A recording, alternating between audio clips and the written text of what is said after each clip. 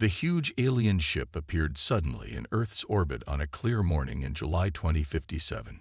People all over the world stopped what they were doing and looked up at the sky. News channels showed the same image, a sleek vessel that shone like polished metal under the sun. Captain Olivia Tanner stood on the observation deck of Liberty Outpost, Earth's newest space station. Her heart beat fast as she straightened her blue uniform. As the highest-ranking officer on the station, she would be the first human to meet these visitors. "They're requesting permission to dock," said her communications officer, a young man named Rick. "Granted," Olivia said. Her mouth felt dry. Humanity had wondered about aliens for centuries. Now they were here. The alien ship connected to Liberty Outpost with a soft thud. Olivia and her small team waited as the airlock cycled. When the door finally opened, she had to stop herself from stepping back. The alien that ducked through the doorway stood nearly 8 feet tall. It looked like a giant praying mantis with smooth green skin and 4 arms. Behind it came 6 other aliens of different shapes and sizes.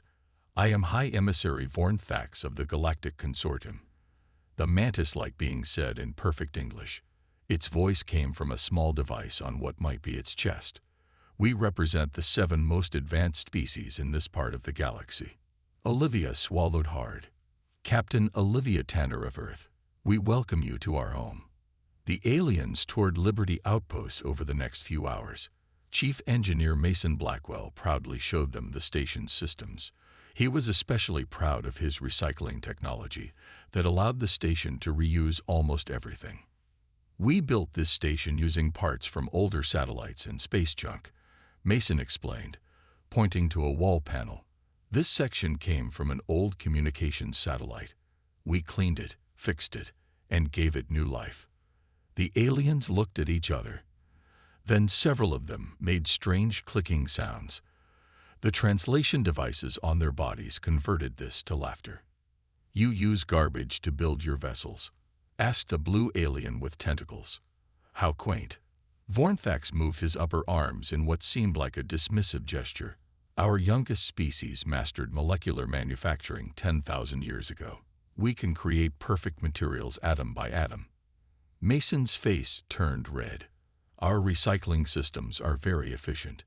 They are primitive," Vornthax interrupted, "like everything else we have seen. Your computers, your engines, your life support, all cobbled together from obsolete materials." The aliens continued their tour, pointing out flaws in human technology.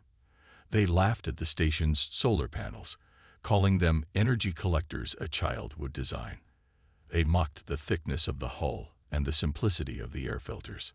Mason stood with his fists clenched as the aliens examined his engine room. "Don't let them get to you," Olivia whispered to him. "We need to be diplomatic." "They're treating us like we're stupid," Mason whispered back. "Like everything we've built is worthless junk." Later, in the station's conference room, Vornthax made Earth an offer. "The consortium invites Earth to join as a protectorate species.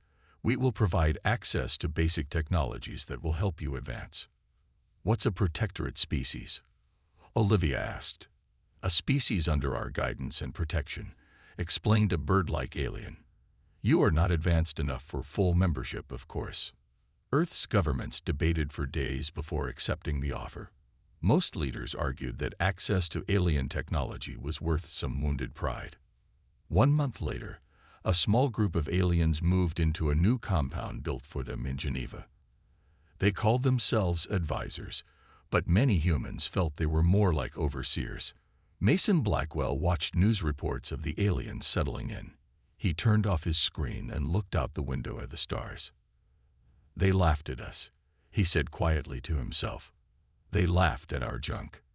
He didn't know it yet, but that laughter would change everything. 5 years passed since the aliens first came to Earth. Humans learned quickly from the alien technology, but they were only given access to what the consortium called basic systems. The aliens kept the best technology for themselves. Dr. Abigail Porter worked in her lab deep under a mountain in Colorado. She had been studying alien power cells for 3 years. The aliens said these cells were simple, but to humans they were amazing. Each one could power a small city for a month. Abigail looked through her microscope at a piece of alien metal. She had been testing how different Earth materials reacted with alien technology. Most tests showed nothing interesting. Last one for today, she said to herself. She placed a small piece of scrap aluminum next to the alien power cell. This aluminum had come from an old soda can. The power readings on her computer screen suddenly jumped.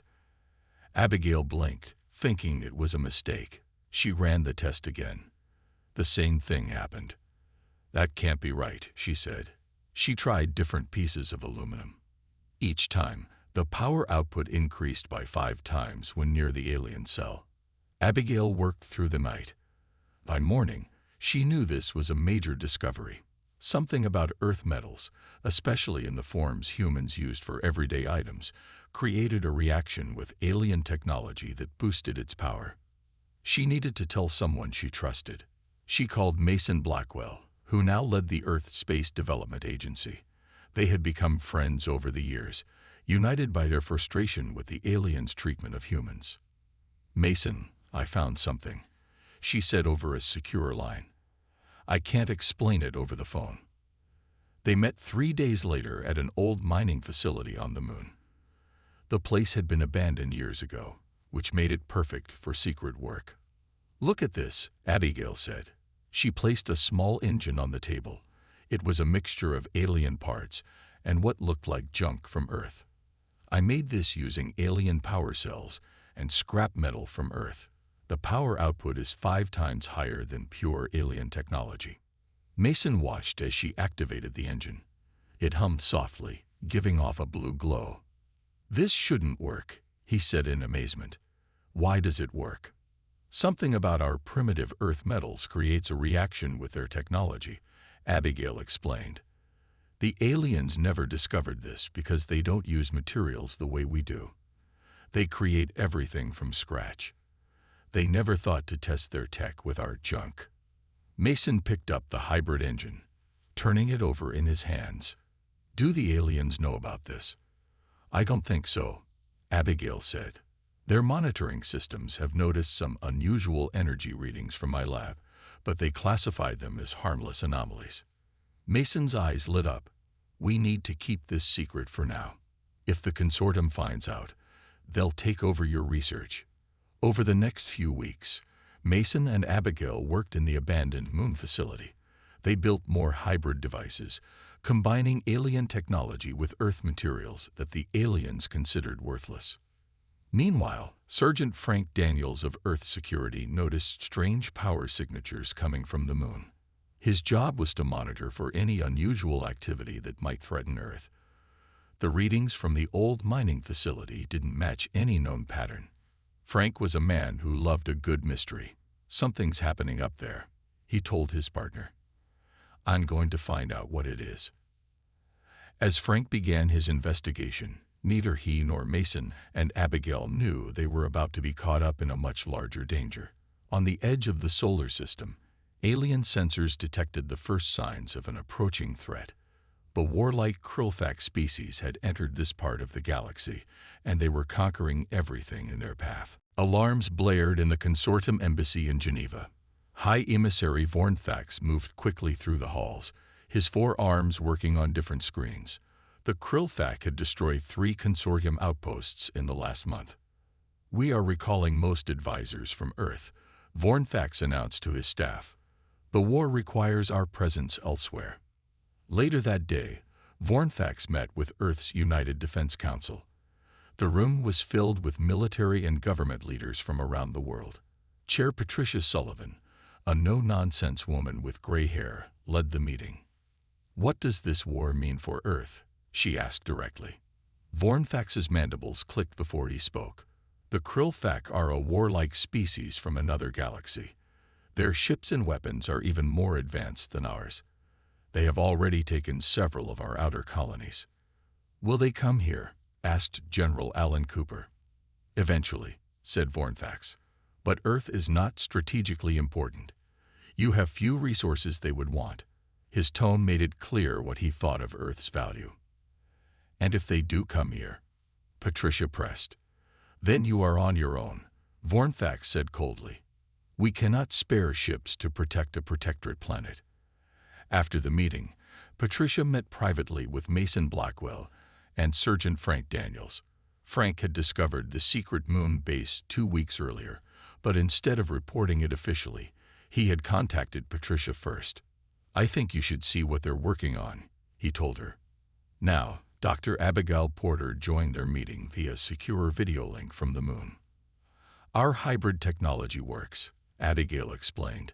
We can create weapons and shields far stronger than anything the consortium has shared with us. Abigail demonstrated by showing them test results. A small shield generator made with hybrid technology could withstand 3 times the energy of a standard consortium shield. And we can build these using what? Patricia asked. Junk, Mason said with a smile. Scrap metal, old electronics, recycled materials. The stuff the aliens laughed at us for using. Patricia thought for a moment. How quickly can we scale this up? With proper resources, very quickly, Mason said. The materials are already here on Earth. We don't need to mine asteroids or create new elements like the consortium does. Patricia stood up. I'm authorizing a new program, effective immediately. We're calling it Operation Scraffheap. You'll have whatever you need. Within days, strange requests went out across the planet. The government needed old satellites, decommissioned ships, even household appliances. Junkyard owners found themselves receiving visits from military officials. Recycling centers became key collection points for national defense. In an old auto factory in Detroit, workers who once built cars now assembled hybrid weapons. In a shipyard in Norfolk, engineers retrofitted naval vessels with hybrid engines and shields.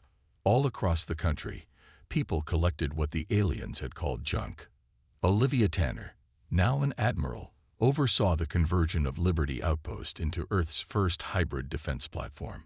Mason worked beside her, installing hybrid shield generators that used metal from old refrigerators and power cables. The aliens are leaving, Olivia said as they watched a consortium ship depart Earth orbit. All but a skeleton crew. Good, Mason replied. I'd rather they not see what we're building. Far from Earth, the war went badly for the consortium. The Krillfak destroyed planet after planet, moving steadily closer to Earth. A Krillfak commander named Drestar studied reports of the Sol system. The consortium values this system little, he told his fleet. It will make an excellent forward base for our forces. Set course for the planet they call Earth. Drestar had no idea that humans were preparing a surprise using the very materials the consortium had laughed at. The alarm sounded throughout Earth's new defense network. Sensors at the edge of the solar system had detected 15 Krillfak ships passing Neptune. In the command center beneath Denver, Chair Patricia Sullivan watched the large screen with Admiral Olivia Tanner at her side. How ready are we? Patricia asked. As ready as we can be, Olivia replied. We have 6 ships equipped with hybrid technology. The U.S. Defiant is our flagship. The U.S. Defiant didn't look impressive. From the outside, it appeared to be cobbled together from old space station parts and satellite dishes. Its hull was mismatched in colors where different scrap materials had been used. But inside, it contained the most advanced hybrid technology Earth had developed. Captain Dylan Wesley sat in the command chair of the Defiant. He was a tall man with dark skin and steady hands. He had been a pilot for 20 years and had flown everything from fighter jets to the first human ships that reached Mars. All systems online, reported his first officer, Lisa Grant. Hybrid shield generator at full power. Weapons? Dylan asked. Hybrid railguns charged and ready. Missile systems online. Dylan looked at the screen showing Earth behind them. He had family down there, a wife and 2 children.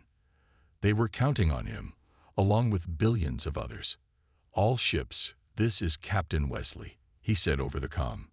Form up and prepare to engage. Remember your training. These aliens haven't seen what human junk can do. The Krillfak fleet commander, Drestar, watched the 6 human vessels approach his ships. They looked strange and primitive compared to the sleek, perfect design of his own fleet. "Those can't be their defense ships," he said to his second-in-command. "They look like garbage collectors."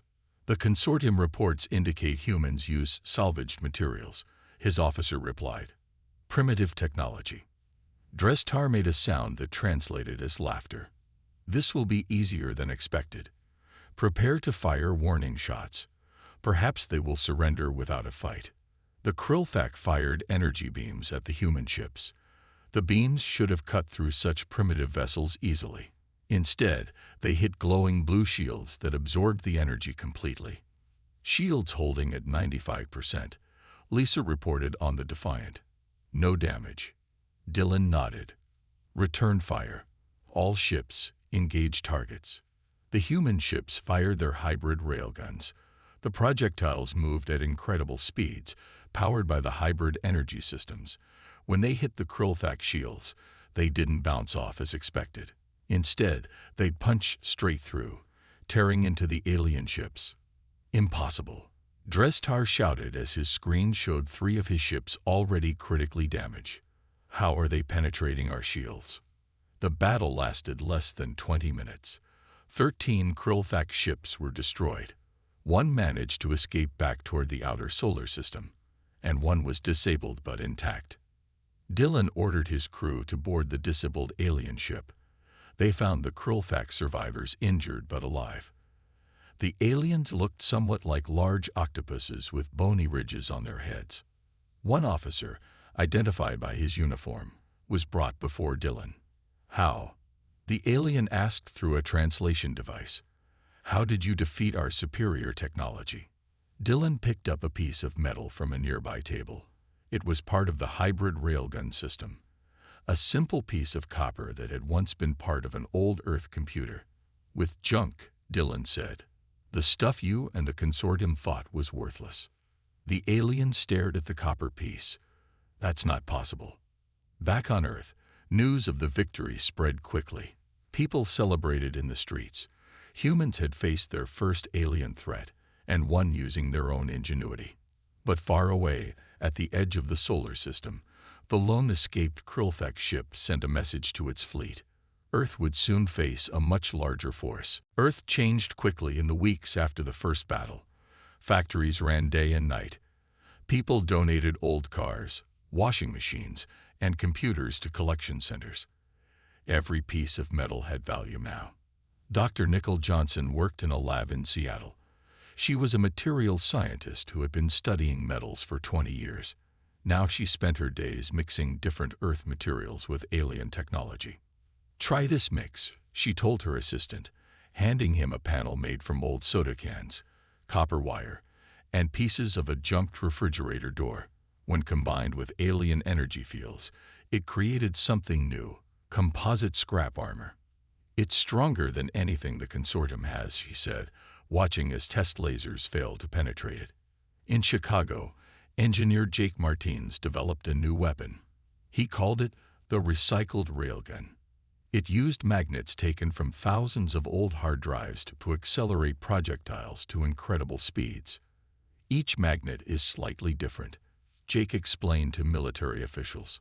"The aliens make perfect, identical parts, but our recycled magnets create tiny variations in the magnetic field. Those variations actually make the weapon stronger." At a training base in Nevada, Lieutenant Samantha Collins taught pilots how to fly the new hybrid ships. Her squad called themselves the Junkyard Dogs. "We don't have pretty ships," she told them during training, "but we have the toughest ships in the galaxy." One morning, alarms sounded again.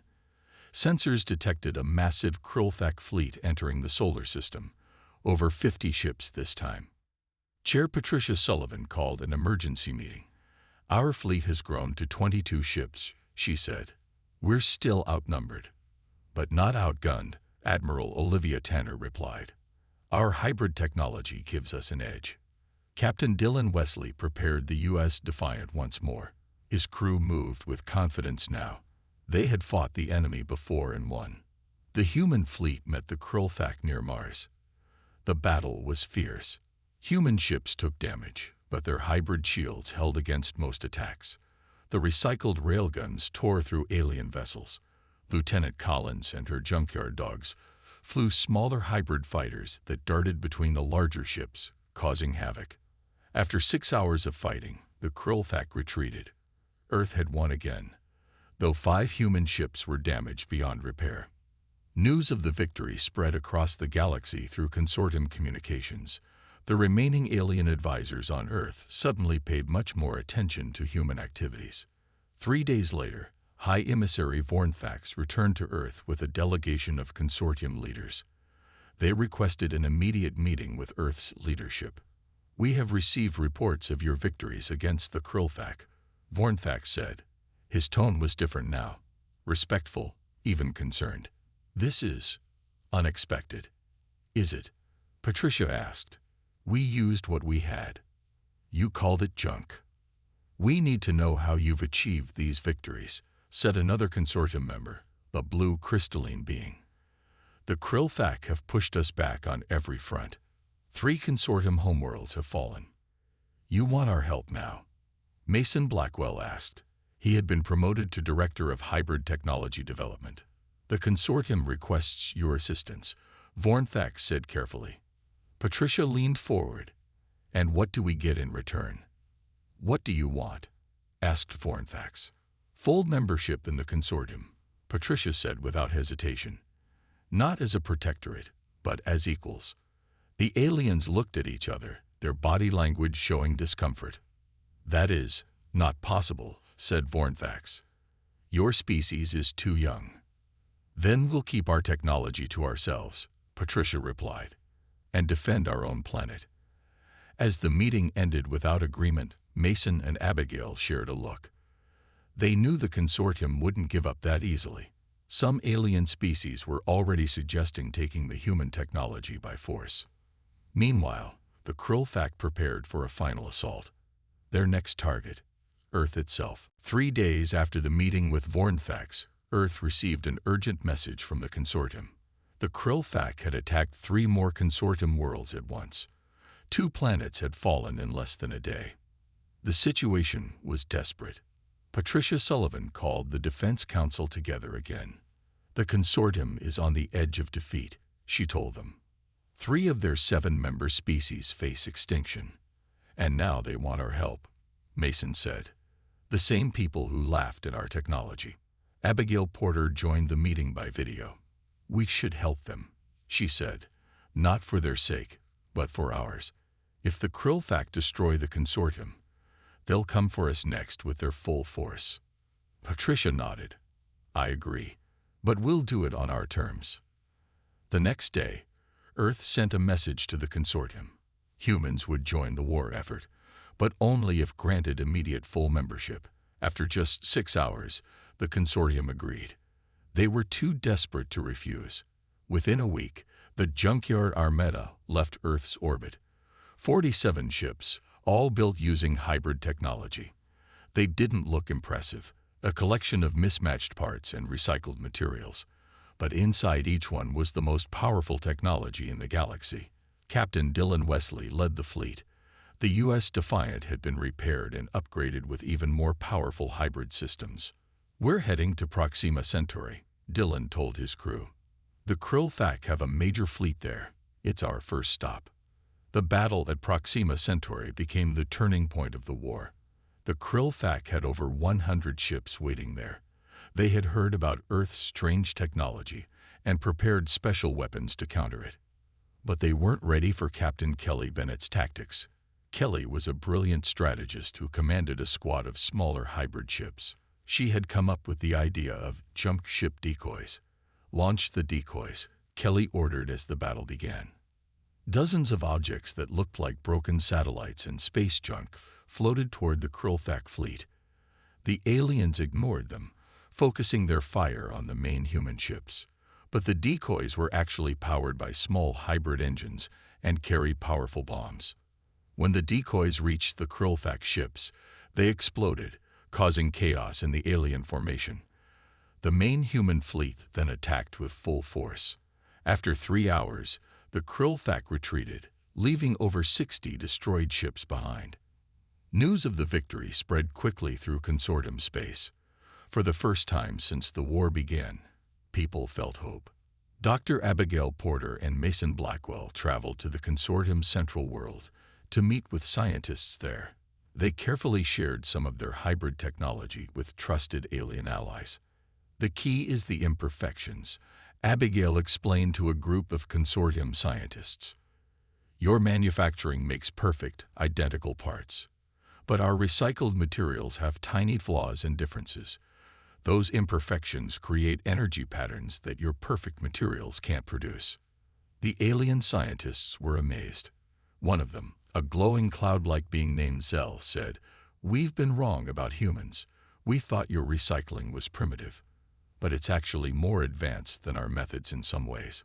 More battles followed. The war moved away from Earth as human ships joined consortium forces across the galaxy.